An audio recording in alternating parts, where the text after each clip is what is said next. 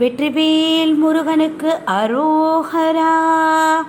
வேலும் மயிலும் சேவலும் துணை, வேலும் மயிலும் சேவலும் துணை, வேலும் மயிலும் சேவலும் துணை, வேலும் மயிலும் சேவலும் துணை, வேலும் மயிலும் சேவலும் துணை, வேலும் மயிலும் சேவலும் துணை. ஸ்ரீ அருட்கவி அருணகிரிநாதர் அருளிய கந்தர் அனுபூதியிலிருந்து. உருவாய் அருவாய் உலதாய் இலதாய், மறுவாய் மலராய் மணியாய் ஒளியாய், கருவாய் உயிராய் கதியாய் விதியாய், குருவாய் வருவாய் அருள்வாய் குகனே, குருவாய் வருவாய் அருள்வாய் குகனே. அருட்கவி அருணகிரிநாதர். லாஸ்ட் பார்ட்டில் நம்ம என்ன பார்த்தோம்னா, அருணகிரிநாதருக்கும் வில்லிபுத்தூர் ஆழ்வாருக்கும் வாக்குவாதம் ஸ்டார்ட் ஆகிட்டுருக்கு. அதுதான் நம்ம இப்போ பார்த்தோம்.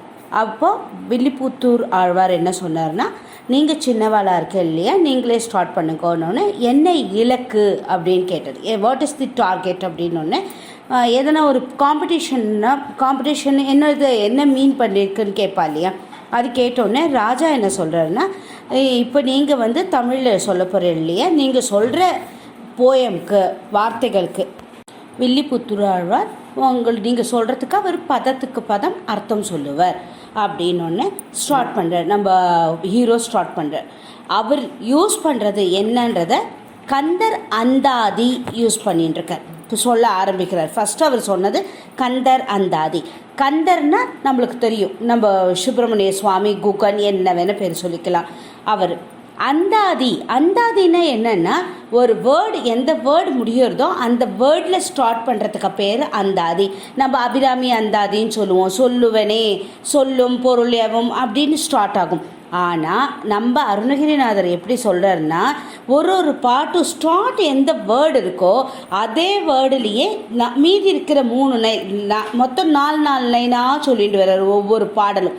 அந்த பாடல் எந்த ஃபஸ்ட்டு அடி எந்த அடியில் ஆரம்பிக்கிறதோ அதையே தான் மீதி 3 லைனுக்குமே அதே அடியாக ஆரம்பிக்கிறது.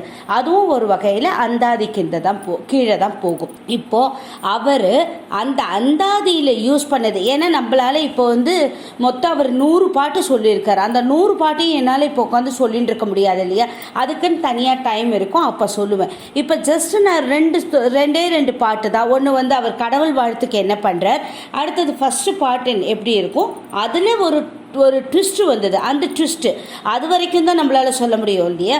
அதனால தான் நான் இப்போ அவர் அந்த அந்தாதியில் அவர் என்னென்ன வேர்ட்ஸ் யூஸ் பண்ணார். வேர்ட்ஸ் கிடையாது, லெட்டர்ஸ்.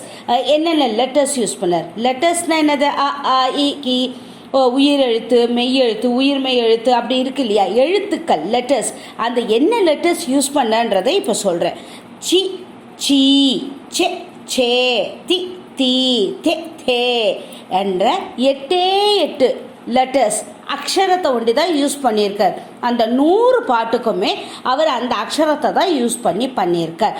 நான் உங்களுக்கு இந்த கந்தர் அந்தாதியோடைய ப்ரிஃபிக்ஸ் நான் சொல்லின்னு இருக்கேன். கந்தர் அந்தாதினா என்னது, கந்தர்னா யார், அந்தாதினா என்ன, அவர் யூஸ் பண்ண வேர்ட்ஸ் என்ன சொல்லியிருக்கேன்.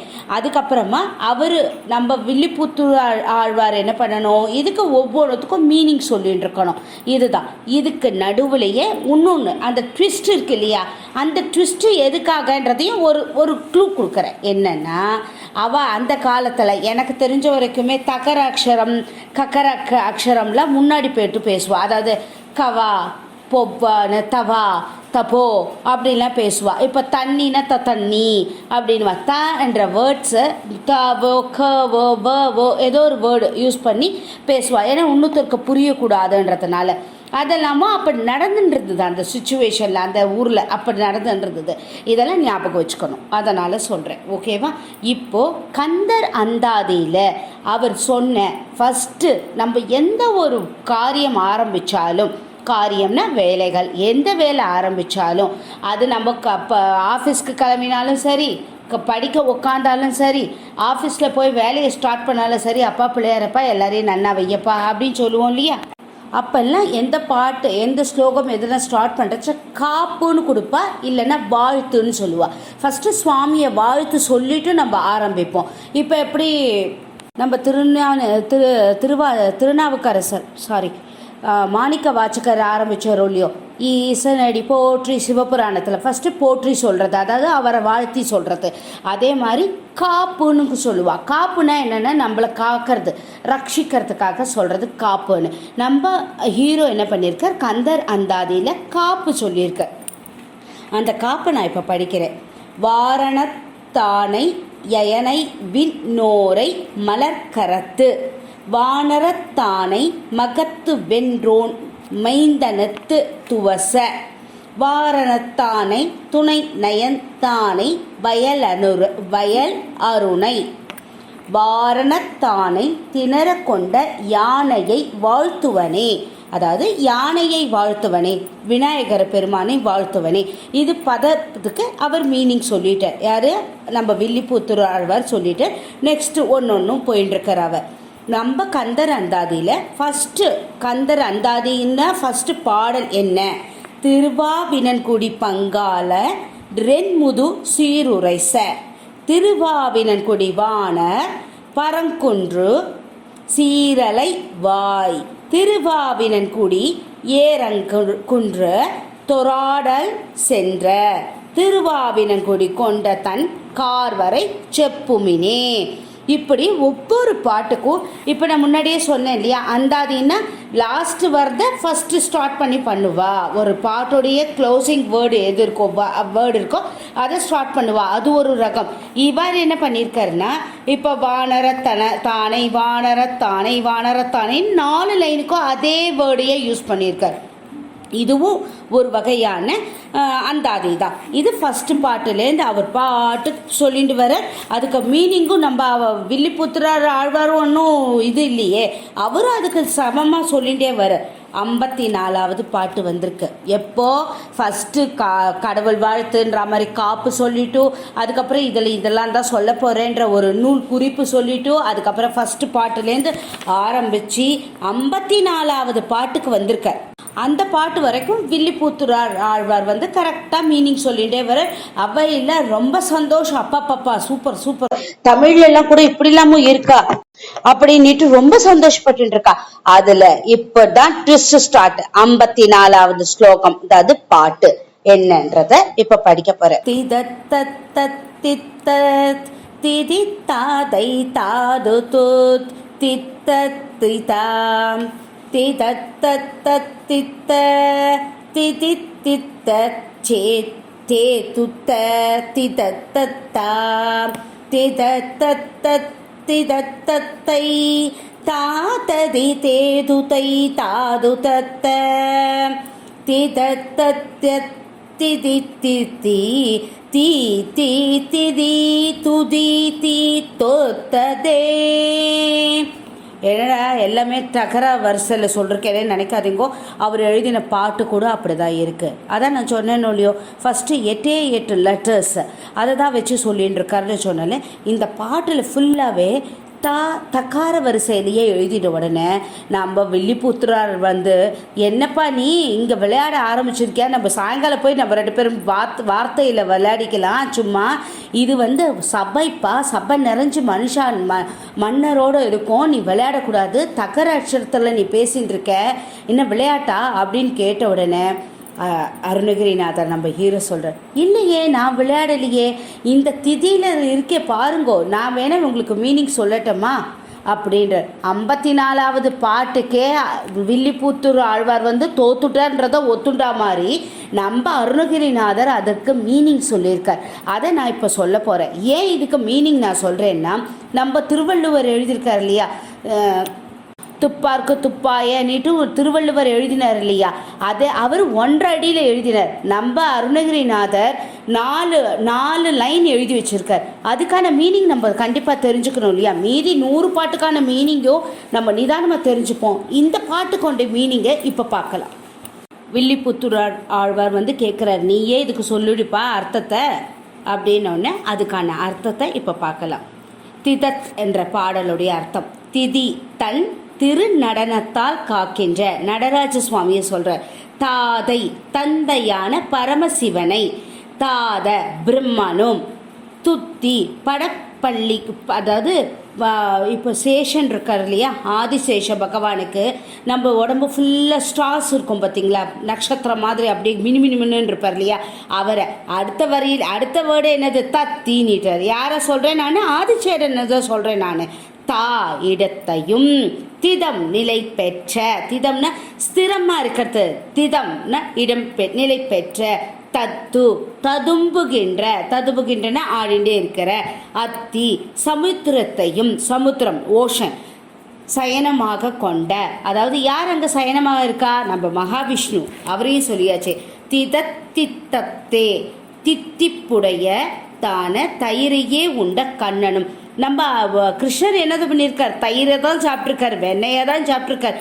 அது வெண்ணெயை சாப்பிட்றது எப்படின்னா, அதில் உப்பு இருக்காது, காரம் இருக்காது, புளிப்பு இருக்காது, ஸ்வீட் இருக்காது, ஒன்றும் இருக்காது, மண் ஆட்டம் இருக்கும். அந்த வெண்ணெயை தான் சாப்பிட்டு வச்சிருக்காரு. அப்படின்னா என்ன அர்த்தம்னா, சுவாமி நம்மளுக்கு சொல்கிறார் அவர், நீங்கள் எதுலையும் பற்று வச்சுக்காதேங்கோ, இதுதான் லைஃப், என்ன சரணாகதி ஆகுங்கப்பா, எல்லாம் சரியாக போயிடும் அப்படின்றதுக்காக தான் அவர் அந்த காலத்திலேயே வெறும் வெண்ணெயை வண்டி சாப்பிட்ருக்கார். அவர் தயிர்ன்றது ரொம்ப புளிச்சு போனதுக்கு அப்புறமா, அதாவது மறுநாள் நம்மளுக்கு கெட்டதோ நல்லதோ நாளைக்கு வரும்ன்றது தெரிஞ்சு தானே நம்ம இன்னைக்கு பண்ணிட்டு இருக்கோம். நம்ம பிறந்ததே போன ஜென்மத்தில் ஏதோ பண்ண புண்ணிய பாவம் தானே, சனாதனம் தர்மத்தில் அதுதானே இருக்கு, அதுதானே நம்புகிறோம். அவர் அதுதான் சாப்பிட்டு காமிச்சார். அப்பா பிற்காலத்தில் இருக்கும், அந்த காலத்துலலாம் சொல்லுவா பிராமணா ஒண்டி தான் அதை ஃபியூச்சரை பற்றி ஆலோசனை பண்ணுறது பிராமணின்ஸ் ஒண்டி தான். ஏன்னா அவாத்தில் தான் தயிர் விட்டு சாப்பிடுவா, தயிர் மோரெல்லாம் அவாத்தில் தான் கிடைக்கும்னுட்டு. இப்போ தான் எல்லாரும் பிராமணா எல்லாருமே கடையில் வாங்கி ஈஸியாக சாப்பிட்டுடுறான்னு வச்சுக்கோங்க. அந்த கதைக்கு வேண்டாம்ல. இப்போ அடுத்தது மீனிங் போகலாம். துதி செய்யும்படியான, இதத்து பேரின்ப சொரூபியான, ஆதி முதல்வனே, தத்தத்து தந்தங்களுடைய, அத்தி ஐராவத யானையால் வளர்க்கப்பட்ட, அத்தி மரம் இருக்கு, இதெல்லாம் இருக்கு இல்லையா, இது ஐராவத யானையால் வளர்க்கப்பட்ட. யாரை சொல்றா? இதோ இருக்கு பாருங்க, தத்தை கிளி போன்ற தெய்வ யானையை. அம்மா தெய்வ யானை யாரால வளர்க்கப்பட்டா? ஐராவத யானையால் வளர்க்கப்பட்டா அந்த அம்மா இல்லையா. தெய்வ யானைன்றது இச்சாசக்தி, வள்ளியம்மை என்றது கிரியாசக்தி. அன்றைக்கே லாஸ்ட் டைமே சொன்னேன் நான். நம்ம சண்முகன்றது நம்ம சுப்பிரமணிய சுவாமி ஞானசக்தி. இச்சையால் அவர் ஆசைப்பட்டு வள்ளியம்மையை கல்யாணம் பண்ணிட்டார். அதே அவர் சூரனை வதம் பண்ணிந்தனால, சூரபத்மனை அவர் வதம் பண்ணிந்தனால தேவேந்திரன் வளர்த்த பெண் பிள்ளையை, தெய்வ யானையை கல்யாணம் பண்ணி கொடுத்தார். அதான் கிரியாசக்தி. ஒரு வேலை பண்ணியிருந்தனால கிடைச்ச சக்தி அது கிரியாசக்தி. இது நம்ம ஒரு இஷ்டப்பட்டு கல்யாணம் பண்ணியிருந்தனால இச்சாசக்தி. நம்ம ஸ்வரூபன், நம்ம சுப்பிரமணிய சுவாமி ஞான ஸ்வரூபன். இச்சா கிரியா ஞானம் மூணுமே அரைஞ்சிருக்கிறதுனால தான் அவரை இவர் வேண்டின்னு இருக்கார். தந்தையான கிளி போன்ற தேவியானையை அம்மைக்கு, தாத தொண்டனே அவனுக்கு தொண்டனான, தீதே தூதே தீமையும் நெருங்கின, ஏதன கஷ்டம் வந்தாலும், தாது 7 தாதுக்களையுடையதும், அதத்து மரணத்தோடும், அத்து இசைந்திருப்பதுமான, அத்தி தித்தி எலும்புகளை மூடிய தொருப்பையை போன்ற இவ்வுடல். நம்ம பாடியில் என்ன இருக்குது? பஞ்சபூதத்துடைய ஆக்கிரமிப்பு தானே நம்ம பாடியில் இருக்குது. நம்ம போனதுக்கு அப்புறமா, நம்மளை எரிச்சதுக்கு அப்புறமா பஞ்சபூதத்தோட கலந்துடாது, நீரோட நெருப்போட நிலத்தோட, அதை தாதுக்களுடையன்ட்டு நம்மளுக்கு தாது அப்படின்னாலே மண்ணை தான் குறிக்கிறது. அது தீ அக்னியால் நம்ம எரியப்படுகிறது. தீ தீ தீன்னுட்டு 2 தடவை சொன்னார் இல்லையா. ஒன்று அக்னியை குறிக்கிறது, இன்னொன்று எரிக்கப்படுறது. திதி தினத்தில், நம்ம எரிக்கப்படுற தினத்தில். துதி தீ உன்னை துதிக்கும் புத்தி. அதான் சொல்லுவாளே, அப்பா அன்னைக்கு சொல்றதை இன்னைக்கே சொல்லி வச்சேன் அப்படின்னு சொல்லுவாள் இல்லையோ. துதி தீ உன்னை துதிக்கும் புத்தின்னு இல்லையா. ஒரு பாட்டு கூட இருக்க பாருங்க. நொந்துடலும் கிழமாகி தளர்ந்த பின்னோயில் நொடுங்கிடும் போது, மனம் என்னிடுமோ தெரியாது தெரியாது, அன்றழைக்கும் உன்னை இன்றழைத்தேன் அபத்பாந்தவனே ஹரிநாராயணா அப்படின்னு ஒரு பாட்டு இருக்கு இல்லையா? அதே மாதிரி தான் இவரை வச்சு தான் இவரோட பாட்டெல்லாம் கேட்டுட்டு தான் அவெல்லாம் எழுதியிருக்கா இந்த பாட்டெல்லாம். துதினா உன்னை துதிக்கும் புத்தி. அந்த சாகர சமயத்தில் நம்மளுக்கு அந்த புத்தி வராது இல்லையா? அதுக்காக முன்னாடியே சொல்லி வைக்கிறேன். தொத்தத்தே உனக்கே அடிமையாக வேண்டும், உனக்கே நான் ஃபுல் அண்ட் ஃபுல் சரணாகதி ஆயிட்டேன்ப்பா அப்படின்னு சொல்லி அவர் அந்த பாட்டை முடித்த உடனே அவையோர்கள் எல்லாருக்கும் ரொம்ப சந்தோஷம். அட்டட்ட ஃபுல்லாக சரணாகதி. அவருடைய ஏமே அவ்வளோதானே, ஜீவகாருண்யம் வேணும், சனாதன தர்மம் வளரணும். அதே மாதிரி நம்ம இந்த பிறப்பில் செஞ்ச நல்லது கெட்டது எல்லாத்தையும் இந்த ஜென்மத்திலே அனுபவித்து அடுத்த ஜென்மம் நம்மளுக்கு வேண்டாம், ஃபுல் அண்ட் ஃபுல் சரணாகதி. யார்கிட்ட ஆயிருக்கா? நம்ம சுப்பிரமணிய சுவாமி கிட்ட ஆனதுனால அவர் அப்பாவையும் சொல்லியாச்சு, அண்ணாவை சொல்லியாச்சு, சுப்பிரமணிய சுவாமியோடைய அப்பாவையும் சொல்லியாச்சு, அவள் அண்ணாவையும் சொல்லியாச்சு, அவள் மாமாவை சொல்லியாச்சு, எல்லாரையும் சொல்லிட்டு கடைசியாக அம்மா தேவியானே உன்னையும் சொல்லிவிடுறேம்மா அப்படின்ட்டு அவளையும் சொல்லி எனக்கு இதுதான் அப்படின்னு சொல்லி முடித்த உடனே அவையோர்களில் ரொம்ப பூரிச்சு போய் அப்பா சுவாமி நீதான்ப்பா முருகர் அப்படின்னுட்டோடனே அங்கே இதில் 2 வேர்ட்ஸ்க்கு 3 வேர்ட்ஸ்க்கு சான்ஸ்கிரிட் வேர்ட்ஸ் கூட யூஸ் பண்ணியிருக்காரு. அதாவது ஈக்குவல் வேர்ட்ஸ் இன் அப்போ அந்த காலத்தில் சான்ஸ்கிரிட் வேர்டு கூட மருவி தமிழ் வேர்டாக கூட நம்ம சான்ஸ்கிரிட் வேர்ட் திதினா 4. இப்போ பஞ்சாங்கம் நம்ம பார்த்தோன்னே இன்றைக்கி என்ன திதிப்பா அப்படின்லாம் கேட்குறா இல்லையா? திதினா ஏகாதசியா துவாதசியா என்ன திதியில் இருக்கோன்றது கேட்குறோம். அப்புறம் தாதைனா தாது பொருட்கள்லாம் சேர்ந்துருக்கிறது. தாதானா தாத்தா அப்படின்றோம் இல்லையா? தாதா சான்ஸ்கிரிட் வேர்டு தான் அது.